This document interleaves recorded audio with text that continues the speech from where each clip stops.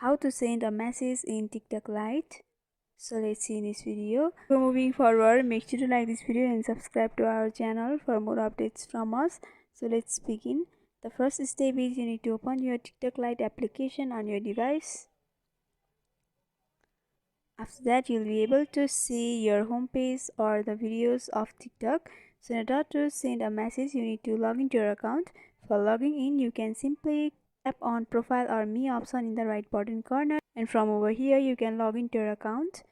After logging in, you have to go for inbox option, which is right next to the me or the account option in the lower button, and here you'll be able to see your friends. So in order to message them, you have to simply tap on message option, but you need to get informed that you can only send the message to those person who are friend with you or who follow back you.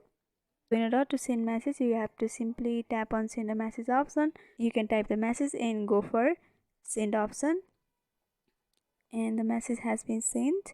So by following this simple step, you can send a message in TikTok Lite. So hope this video was helpful. Don't forget to like, comment, share and subscribe to our channel for more updates from us. Thanks for watching.